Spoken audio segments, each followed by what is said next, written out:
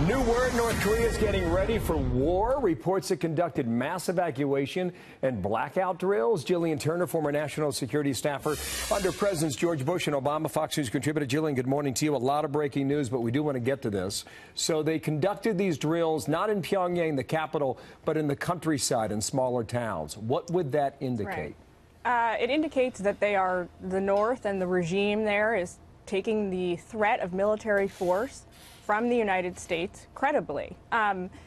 Secretary Mattis was fairly unequivocal in his comments there on Saturday in the region. He said, you guys are conducting illegal missile tests, you're conducting an illegal nuclear program, and we're not going to allow that to continue for much longer. Yeah, apparently they were telling people to practice turning out the lights so the enemy cannot see your house. Okay, now in the meantime, you've got B-2... Feels like it's 1991. Agreed.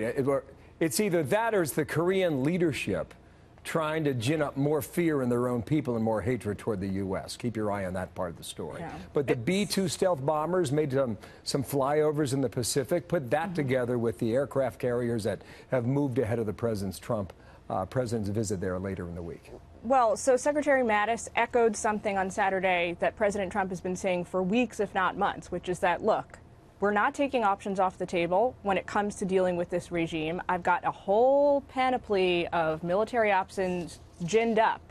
I'm hoping not to have to use them offensively, but we will if we need to. And I think that the military exercises that the United States has been conducting in the region with its allies, like South Korea, are having a gradual sort of psychological impact on the regime. That coupled with President Trump's rhetoric. So we're at a point where we at least know they're taking the threat seriously. Maybe some of what they're doing by conducting these nuclear blackout drills is also what you mentioned. A little bit of showmanship, a little bit of ginning people up and making them scared.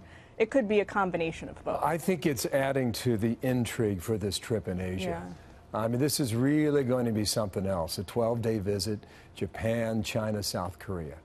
And the biggest question is still up for grabs, which is whether the president is going to travel to the DMZ, the demilitarized zone in between North and South. Over the weekend, I talked to Gordon Chang, and he was saying, you know, one of the real risks here is to the president's personal safety. But on the people who want him to do this say, that's fine, that's in the bag. He's not actually going to face any risks to his person. He should go there to the demilitarized zone to really show the regime there that we're willing to take this on head on, and the American president is prioritizing it. Thank you, Gillian Turner. Stay close, okay? We'll rely on you for a lot of analysis on this. Out of Washington, thank you. Thanks, Bill.